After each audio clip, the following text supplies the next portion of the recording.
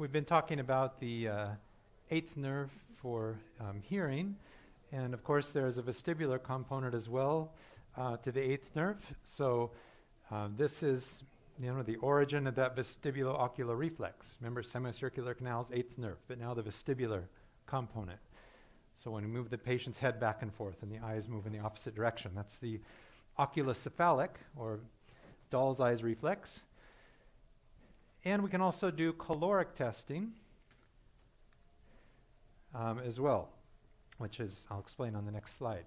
When we talk about vertigo, do you remember the very first case I told you about how important the history is, the patient with dizziness?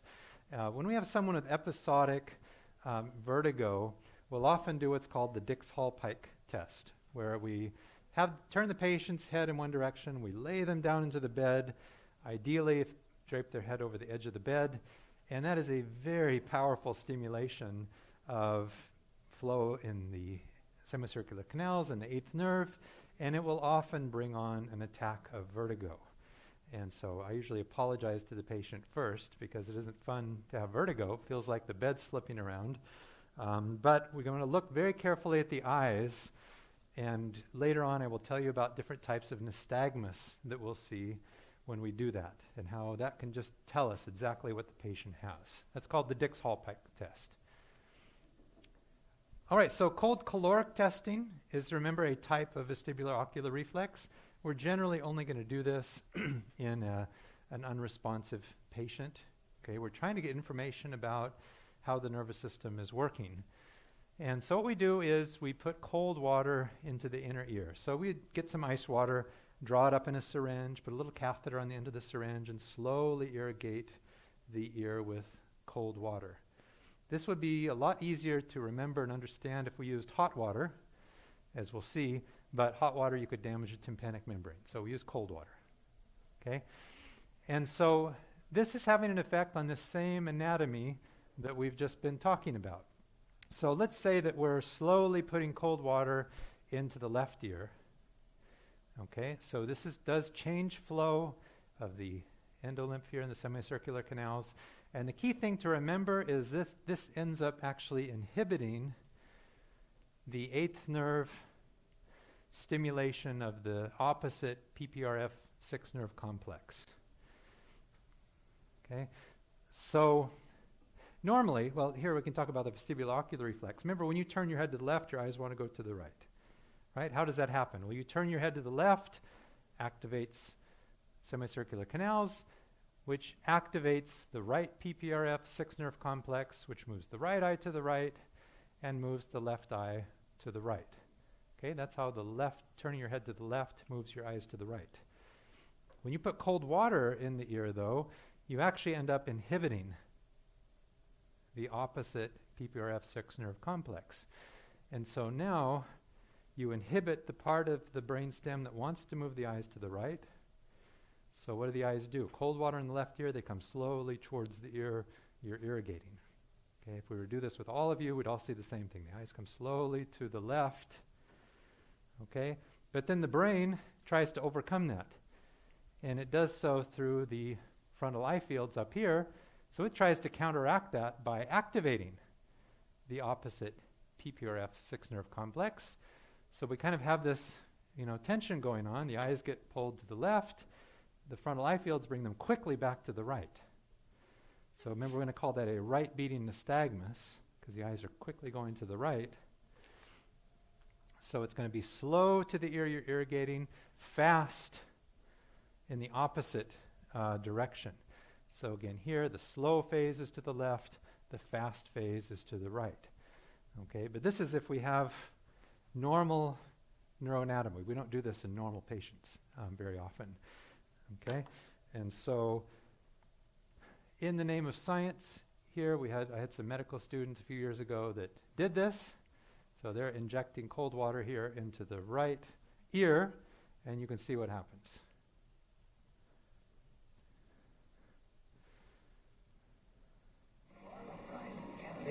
You home now or? Oh no, are you calling me from your cell phone? My roommate's doing a science experiment. Oh, is the eyes getting pulled to the right? You're putting cold water in Damn, you see that? See, they're going fast to the left. Dude, that's doing it so good. Come here, look at it, Dylan. Dylan, it's working so well. I thought I was supposed to go to the left. No, It it's is. slow to the left and see how it's fast back to the other side. Oh, fast to the left. How's bobbing to the left? Oh, yeah, we're Oh yeah, there it's now. like his eyes are shaking. Sorry. Is it working? Yeah, it's Yeah, it's working perfect. really well. All right, so there it is. And thank you to those medical students. That's probably about 10 years old, so it'd be nice to have an updated one. But anyway, so that's what it looks like normally. And again, how this often just pays off so much. If you have normal cold caloric testing, well, we've got normal neuroanatomy, right? So sometimes we'll do this in, again, like someone that's unresponsive, but maybe it's more of a psychiatric issue. They will have entirely normal slow and fast phase. So that normal testing tells us, okay, this is not neurologic, this is more like a psychiatric. Yes?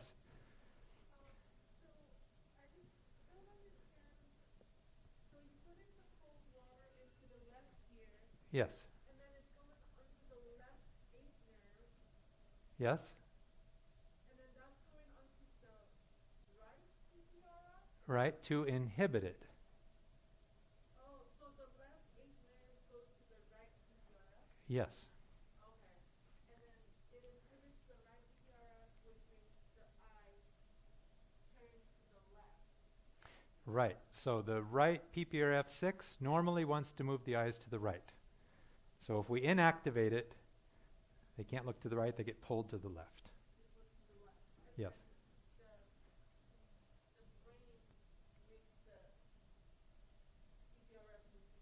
Yeah, brain here, it's the fast phase is trying to correct what's going on. Yeah. Okay. Good, the rest of the cranial nerves we can go over pretty quickly here, 9 and 10. And again, in our lecture on the medulla, we'll go over some more applications of cranial nerve 9 and 10. But 9 is sensation from the posterior pharynx and larynx. 10th nerve is motor innervation, soft palate, pharyngeal muscles, vocal cords. We can test 9 and 10 quickly just by asking the patient open their mouth and say, ah. You'll see the palate elevate. Just having someone drink a glass of water is a good, if they can do that quickly. 9 and 10 are working. Okay, and then the gag reflex, which we don't, it's very uncomfortable. We don't do unless, again, an unresponsive patient where it doesn't require patient cooperation. You touch the back of the throat and you look for the palate elevation. So the sensory pathway going in is 9, motor to elevate the palate is 10. So that's the gag reflex. So just not to get confused on the terminology here, aphasia are all those cortical lesions, Wernicke's, Broca's, aphasia. Okay, dysarthria, we said, is slurred speech. And if you have a lesion of cranial nerves 9 and 10, that will affect your speech and can cause some slurred speech. And 9 and 10 are obviously very important for swallowing, and that is called dysphagia. So dysarthria, dysphagia, slurred speech, difficulty swallowing. All right, the 11th nerve, very straightforward, supplies the sternocleidomastoid and the kind of the upper third of the trapezius. And so just notice here the attachment on the mastoid here, that the activation of the sternocleidomastoid will turn the head in the opposite direction. Okay, the hypoglossal nerve. The right and left hypoglossal nerve talk to the right and left half of the tongue.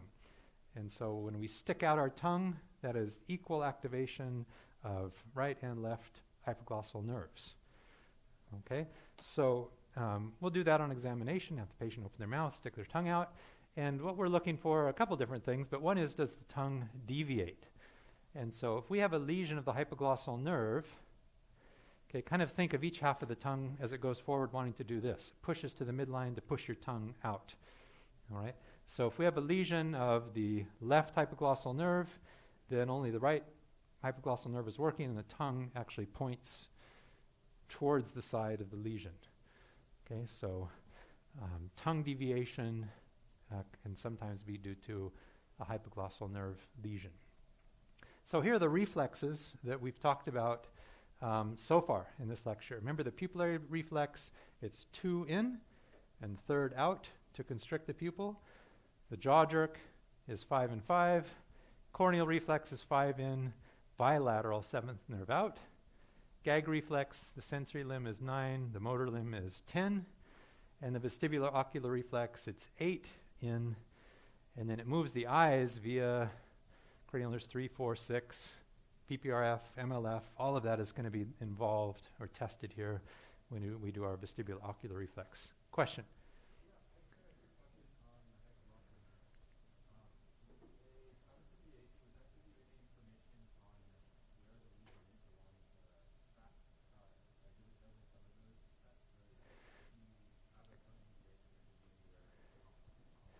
So the question is about tongue deviation, and I think could we see, like with what we see maybe with a lower facial weakness with a corticobulbar tract lesion? That's what you're asking. Not usually.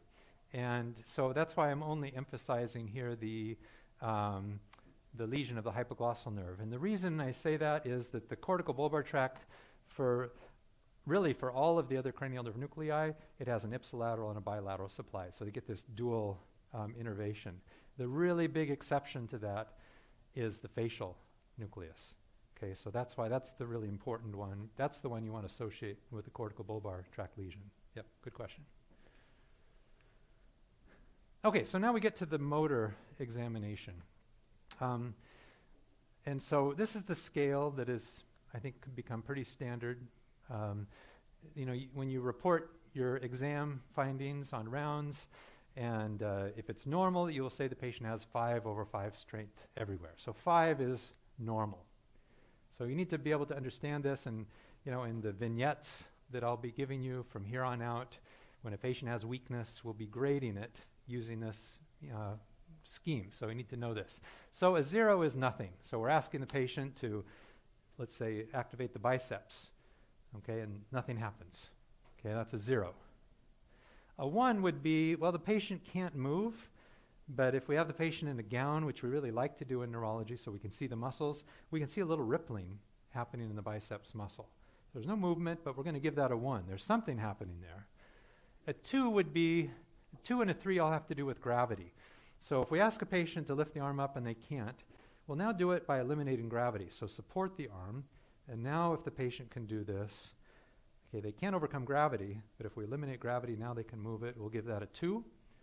A 3 is they can overcome gravity, but they're really weak. We can overcome the muscle very easily. That's a 3. A 5 is normal, and here's really the flaw of this system, which is a 4 occupies everything between this, just barely being able to overcome gravity, and normal. And so when I hear the patient has 4/5 strength, I don't really know exactly what that means. And so anyway, I won't do this to you, but in the clerkship, you will hear people saying, well, it's 4 minus, or it's 4 plus, or even it's 5 minus.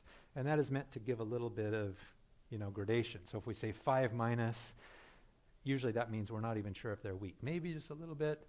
But anyway, so the grading system is pretty straightforward, except for 4 occupies too big of a range. That's kind of the issue there. Now, so we'll check strength in the arms and in the legs. Okay? And 2 other things are really important that I always do in new patients. And in fact, in follow-up patients, if I'm just going to check a couple of things, these are a couple of things that I will check. And the reason is they're so sensitive for all kinds of things that can happen to the nervous system. So one is finger tapping. We'll have the patient quickly tap their thumb and index finger, compare that with the other side. Patients will be a little bit faster in the dominant hand, but it's not a big difference.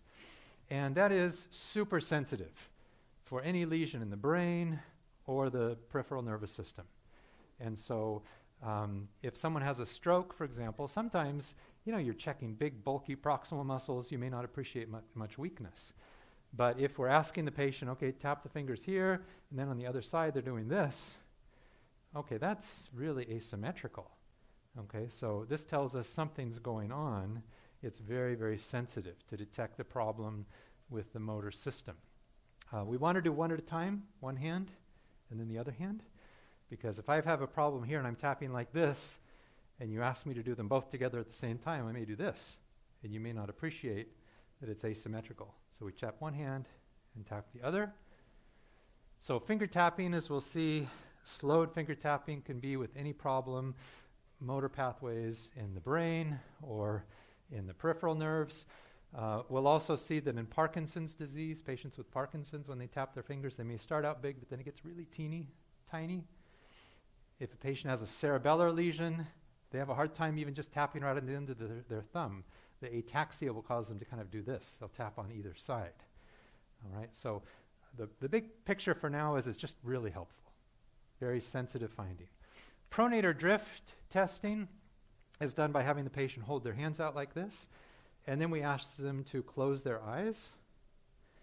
Okay, and so remember pronation, this is pronation. Okay, and so if the patient even were to do that much, that's alarming. Pronator drift is an upper motor neuron finding. The problem is in the brain if you see someone that does this. So remember, everything is crossed. So if a patient does this, they would have a right pronator drift. The lesion is going to be in the left hemisphere. Okay, and so remember, this is a motor problem, right? And so where did the motor pathway originate? Frontal lobe, precentral gyrus. We need to image a patient that has a pronator drift. Something's going on in the brain, generally. And so again, we highlight these because they're super sensitive. And I see lots of patients that have small strokes where you don't appreciate a lot doing formal strength testing, but they have abnormal finger tapping and pronator drift. Okay, and now we come to another upper motor neuron pathway. I told you we'll spend more time talking about this than any other pathway in this course, the corticospinal tract. Okay, and it is an upper motor neuron pathway because, it originates here in the precentral gyrus, and it talks to lower motor neurons in the spinal cord. These are called the anterior horn cells. Okay, it's via an interneuron, but that's okay. So it's talking to lower motor neurons to move muscles. Okay, so when we think about strength testing, whether you're checking, the arm or the leg, we're assessing the corticospinal tract when you do that. Okay, so this is leaving out all the details, right? But remember, we've shown how this corticospinal tract travels through the posterior limb, through the posterior limb of the internal capsule, through the cerebral peduncle, basis pontis, medullary pyramid, emphasizing here the crossing in the pyramidal decussation. Okay, and in the spinal cord, we will see, we just call this the lateral corticospinal tract. Okay, and it's going to talk to anterior horn cells to move the opposite arm and leg, depending on which muscles, you're trying to activate. So this is our classic example of an upper motor neuron pathway. And just notice that if we have a lesion here on the right side, the deficits will be on the opposite side of the body. Whereas if we have a lesion here, let's say on the left half of the spinal cord, now the weakness is going to be on the same side of the body, ipsilateral.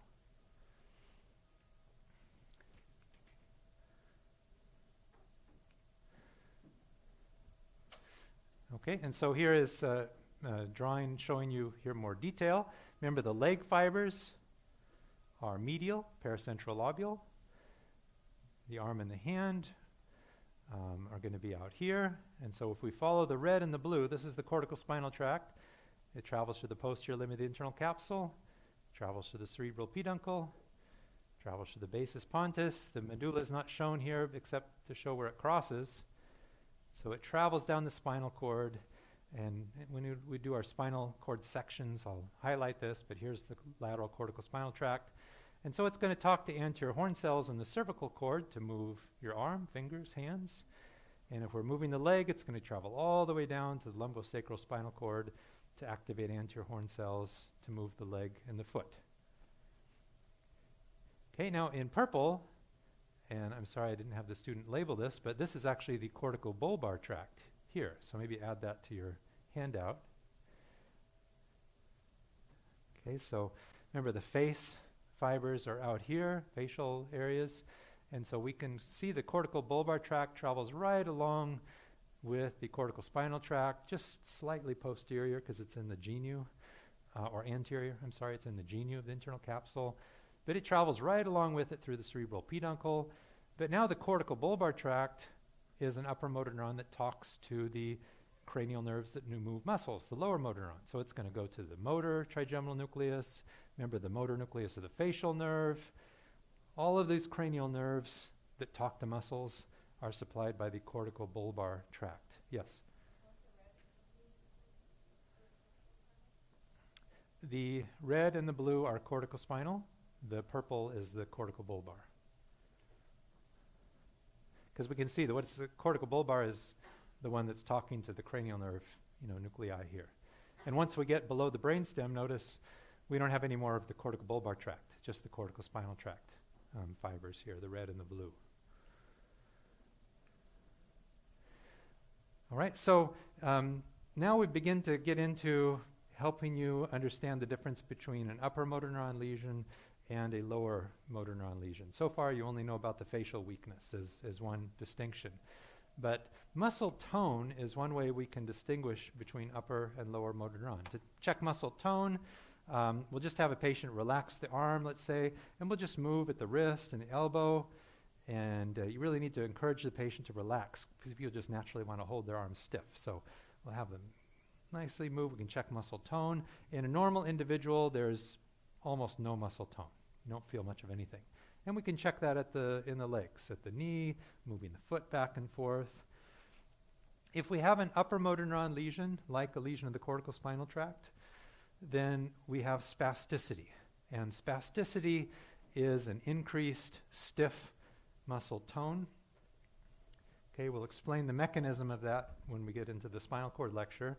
But spasticity is what we call velocity-dependent increased tone. So if someone's had a stroke, and let's say they're weak on this side of the body, and I'm checking their muscle tone, it feels a little tight, but every time I move the arm quickly, it catches. So it's velocity-dependent. With any quick movement, the arm becomes very stiff. Okay, so velocity-dependent increased tone is spasticity, and contrast that with rigidity. We will see that's one of the cardinal features of Parkinson's disease, where the arms and legs are very stiff and rigid. Rigidity is not velocity-dependent. So you can move the arm or the leg quick or slow, and it's always stiff. It is not velocity-dependent. Okay, peritonia is where we have increased tone, but it's because the patient can't relax. Okay, and so this is something that we classically see with neurodegenerative diseases like Alzheimer's disease. And so you can encourage the patient all you want, but every time you move their arm, they're going to hold it stiff. Okay, that's called peritonia. So 3 different things that could increase muscle tone. Okay, in neurology, like I said, for a new patient, we usually like to have the patient in a gown so we can observe the muscles. So just spend some time looking at the arms, looking at the legs. And so we're looking here for atrophy or a loss, usually a focal loss of muscle. And so here's a muscle right between the thumb and the index finger. We'll talk about quite a bit this muscle in the course. It's called the first dorsal interosseous. Just hold your hand up like this and lift up your index finger. And you see there's a big muscle right there. It raises up when you do that. That's the first dorsal interosseous. It's an important muscle because it's supplied by the ulnar nerve. Ulnar nerve lesions are really common. And so atrophy, like here, you can just see there's a hole right there. The muscle's gone. Atrophy is a hallmark finding of a lower motor neuron lesion. So if a patient has an ulnar neuropathy, remember the ulnar nerve is a lower motor neuron, right? It's talking directly to muscle. So if you have a lower motor neuron lesion, atrophy happens very quickly. If we have someone with a stroke, they can over time, even if someone's just paralyzed on one side of the body, just from lack of use, if any of you have had a cast, you take it off, the muscle's a little smaller. But that is very mild compared to lower motor neuron or denervation atrophy. If you cut the ulnar nerve within weeks, you're losing the muscle. if someone has a stroke, even over a long period of time, there's some muscle asymmetry, but it's not that dramatic. So disuse atrophy from an upper motor neuron lesion is mild. When we see a lot of atrophy, that tells us whatever's going on, it's a lower motor neuron process. Okay, we also observe during the motor exam for any abnormal movements. Okay, we look for twitches. And so fasciculations, everyone in this room has had a fasciculation at one point in your life. That little annoying eyelid twitch, that you have, that's a fasciculation. Fasciculations are very common in the arms and legs. For a few days, get a little bit of twitches. I'm emphasizing that normal people get fasciculations because when I started teaching, I didn't highlight this, and everyone was really concerned. I had a lot of student emails. So if we see fasciculations in the context of weakness, now that's very concerning. Fasciculations indicate a lower motor neuron lesion when there is weakness. Okay, so any lower motor neuron lesion, but I'll just kind of plant the seed now, especially when the lesion is of the anterior horn cells. And if you go back to that picture of the corticospinal tract, the anterior horn cells are those neurons in the spinal cord that it's lower motor neuron. It talks from there directly out to muscle. And so anterior horn cell diseases, if you've heard of Lou Gehrig's disease or ALS, that would be kind of a classic condition that knocks out lower motor neurons. And so those patients have a lot of fasciculations. So again, benign, no weakness, everything is normal. They just twitch. Abnormal is if we're seeing weakness. And remember, what else do you see with a lower motor neuron lesion? Atrophy. So if we see a twitching muscle and it's smaller and it's weak, very abnormal, something lower motor neuron. Okay, we also look for abnormal movements that are larger and involving, all of the joints, like a tremor. Okay, so Parkinson's disease, I'll tell you, is classically a rest tremor. Patients are just sitting and the hand is shaking, like that. Okay, all different types of tremor. Chorea in Greek means dance, and so these are kind of writhing, quick, jerky movements. And hemiballismus, remember we've talked about, where's the lesion? Subthalamic nucleus. So the whole side of the body, opposite side of the body, has wild, flinging movements. Okay, so all of this, observing, just looking at the patient for twitches, for tremor, for abnormal movements, is part of the motor exam. All right, so the sensory examination, there are 4 things for now that I'll tell you about the sensory examination. We're going to lump 2 of them into what we call protopathic sensation. Okay, protopathic sensation is pain and temperature. Okay, so if we want to check pain, here I brought a little pin that I use here, and I take the top off, and there's a little sharp pin. It's not sharp enough to, penetrate the skin unless I were to really, overdo it. But if we tap that on the hand or on the foot, it just has a little prickly, slightly painful sensation. The other way we can check temperature, I forgot to bring my tuning fork, but I mentioned it's cold, and so we can just put that on the patient's foot or hand, and the patient should be able to perceive that that's cold. So that's how we would check sensation. We do that in the arms and in the legs, and we want to compare, is it kind of symmetrical from side to side? So here's the anatomy of what you are checking when we assess pain and temperature, protopathic sensation. So this is just a drawing here showing you these fibers coming in at T3. They're obviously coming in at every level. Okay, so we'd be just above the nipple here if we're checking maybe pain and temperature right in this area. This pain and temperature goes into the spinal cord. It ascends for a little bit. I don't expect you to know Lissauer's tract for now. We'll come to that later. It crosses in the spinal cord. So this is don't miss this. Pain and temperature from the arms and legs at whatever level it comes in, almost immediately crosses over in the spinal cord. Okay, and then it travels up from there, and remember it's headed to the postcentral gyrus, right? Because that's sensation for the opposite face, arm, and leg. Remember, anything that is going up to the cortex has to relay through the thalamus. So the thalamic nucleus for pain and temperature is the VPL, ventral posterior lateral nucleus of the thalamus. Okay, and I'm highlighting here that pain and temperature goes through the lateral medulla. Remember, the number one question on boards is the lateral medulla, so anytime I can highlight that, I will. So pain and temperature goes through the lateral medulla.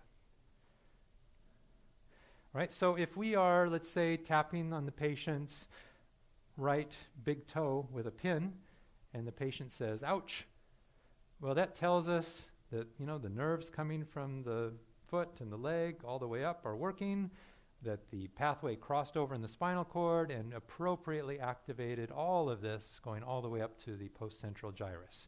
We get a lot of information, right, about nerves in the legs, spinal cord, and brain, just from doing that simple little test. Okay, the other two tests for sensation are called epicritic sensation, and this is vibration and proprioception. Okay, so we'll take our vibrating tuning fork, hit it, it's vibrating, and we'll put it on the patient's big toe. Okay, and so obviously this is headed here for the postcentral gyrus as well. Okay, but notice how it gets there differently. Vibration and proprioception as it enters the spinal cord. And please don't try to remember the names for now. This is something we'll do in the spinal cord lecture. I want you to get the big picture for now. And the big picture is that vibration and proprioception does not cross until we get all the way up into the lower medulla. So crossing for vibration and proprioception is not in the spinal cord. It's in the lower brainstem. Crossing for pain and temperature is in the spinal cord. Okay? And then it travels up. It's actually headed for the same nucleus of the thalamus, the VPL, and then to the post-central gyrus. Okay, what is proprioception? Proprioception is the ability to know where your body parts are in space. Okay, so we check that on examination by, if we're checking the toe, we'll ask the patient, please close your eyes. And we take the big toe and we move it up just a little bit or down just a little bit. And if a patient has normal proprioception, they should be able to tell you whether you move their toe up or down. We're assessing the exact same anatomy here as we are with vibration, because these two functions run together. Okay, and as we'll see later, because these pathways run separately, and for a lot of different reasons, when someone has numbness, tingling, sensory loss, we want to be able to say, okay, is it a protopathic problem, pain and temperature, or is it an epicritic vibration proprioception? And they're very different things that will cause, either of those deficits. Okay, so one other detail here. Pain and temperature are protopathic on its way up to the spinal cord. This travels through small, for the most part, unmyelinated fibers. Okay, whereas vibration and proprioception, these travel through the largest myelinated fibers. Myelin, as we'll discuss, is very important for speed of conduction, and so that means you get the vibration and proprioception information very fast. Okay? And I guess I will say there's one pathway here, just for names. Now the pain and temperature, the pathway is the spinothalamic tract. It's going from the spinal cord up to the thalamus. All right, the vibration and proprioception, it goes through the back of the spinal cord, and so those are called the posterior columns. So spinothalamic tract is pain and temperature, posterior columns, vibration, proprioception. Okay, there are two very different, locations anatomically.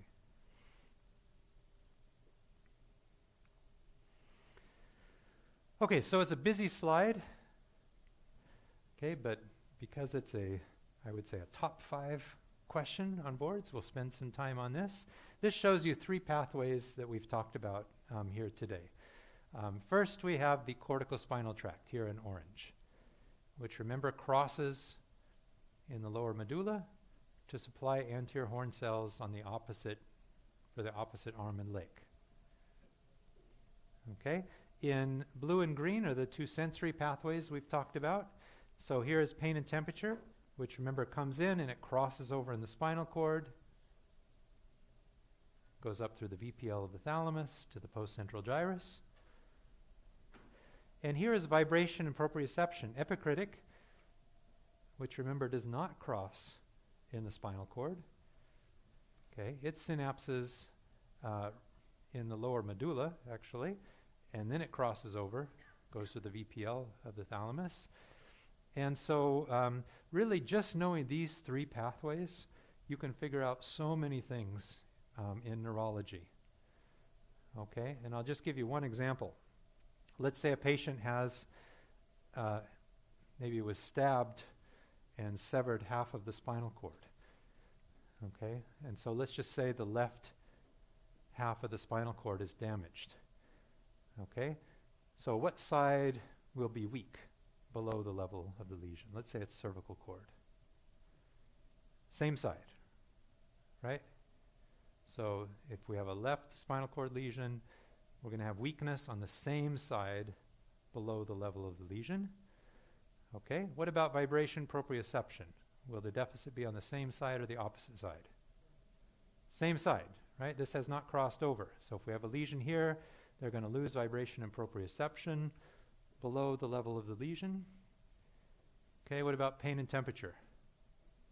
Opposite side.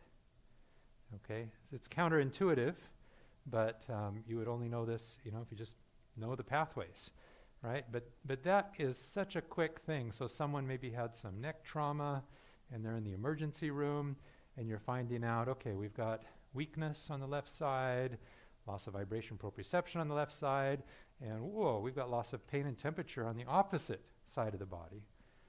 Okay, that can only localize to the spinal cord. Okay, so we know where to image the patient. Okay, and so we'll talk about this condition in more detail in our spinal cord lecture, but for now I just wanted to kind of illustrate how knowing these three pathways, just really practical, very helpful. We'll get you a number of board questions right here over the years. Now another test that fits best in our sensory category is the Romberg test. And so you want to think of three things that need to be working to have normal balance. Okay, you need to have good proprioception, right? As I'm standing here, I need to know where the floor is. I need to be, every time I move, need to know exactly what's going on with my feet. So proprioception is very important. Also the vestibular apparatus. So think of the vestibular ocular reflex, right? All of that has to be working very well to have good balance. And we very much rely on vision to have normal balance. We're always kind of aware of where the floor is in space. Okay, so balance problems, falling is a very, very common problem in neurology. And so the Romberg test here is an important assessment of this. All right, so in the Romberg test, we ask the patient just to stand up. Okay, so they need to have at least enough balance to be able to stand. And then we ask the patient to close their eyes. And so closing your eyes eliminates vision from the equation. And if the patient begins to fall or to sway and you need to hold them so they don't fall over, that tells us we have either a problem with proprioception or with the vestibular apparatus. And then you should be able to figure that out on the rest of your exam. If the patient has no idea where their foot is when you're moving it up and down, then we know the reason for the positive Romberg is they've got a proprioceptive deficit. They don't know where their legs are in space. Okay? If you've got a problem with the vestibular apparatus, well, you don't know much about that yet, but I did say nystagmus is something that we'll see with a vestibular lesion. And so we'll look in the eyes, and the patient's usually going to complain of vertigo, right, because the eyes are jiggling around. All right, so the Romberg test, I just had a patient on Monday who told me that when he closes his eyes to wash the shampoo out, he falls over. And now he always has to grab onto something every time he rinses his hair. Well, that's a Romberg test, right? He closes his eyes and he falls. And so in his case, he has a proprioceptive loss. So just kind of hearing that historically can be helpful. So probably the most common thing that affects all four of these sensory modalities is peripheral neuropathy. Peripheral neuropathy I don't think I go more than 2 days without seeing someone that has a peripheral neuropathy. Peripheral neuropathy is a degeneration of the nerve endings. By far the most common cause is diabetes. So patients complain of numbness in their feet. We'll spend a lot of time talking about this. And so one of the things that's most helpful when we have someone that has numb feet is we want to figure out, okay, is it the small unmyelinated fibers that are affected, or is it the large myelinated fibers that are affected? Most neuropathies affect the small fibers, so we tend to see a lot more loss of pain and temperature. Okay, but if we have someone that has, a lot of loss of vibration proprioception, not much loss of pain and temperature, that puts us in a different category. Now we're, involving the large myelinated fibers. That's very helpful. It narrows your list down of what could be going on.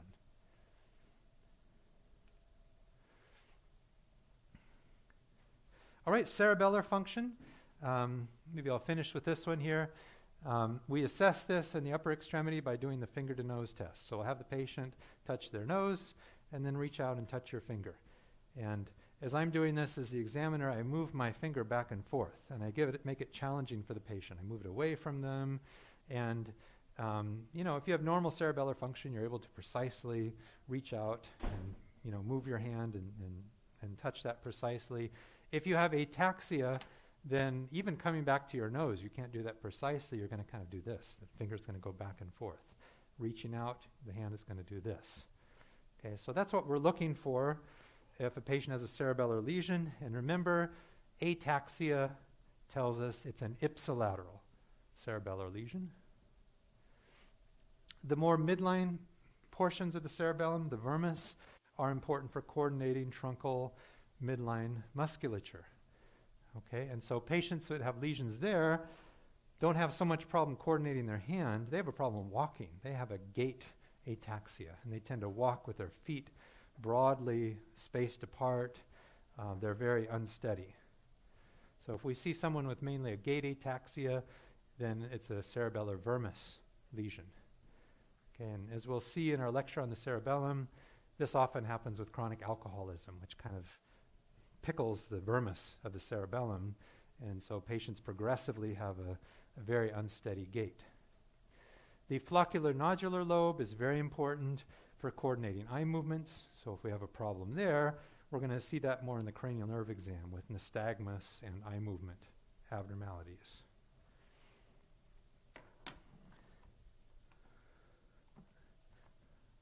Okay, so let me just show a video here, and then we'll move off to the lab.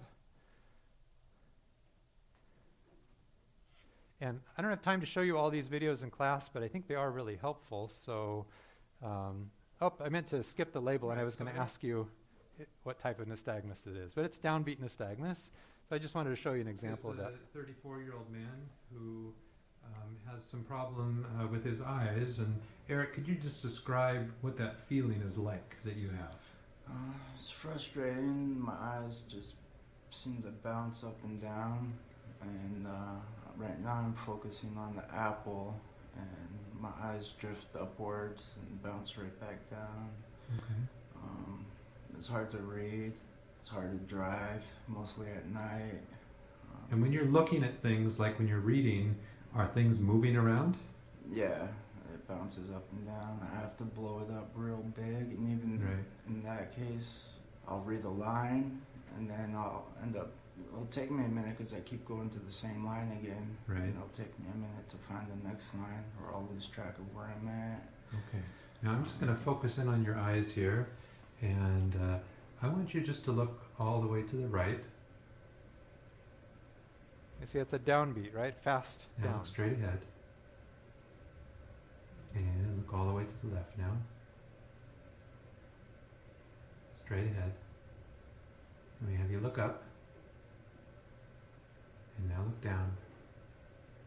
And I'm just going to lift your eyelids up a little bit here. And look straight at the camera again. Okay, So now we'll go ahead and stop there and see you guys over in lab.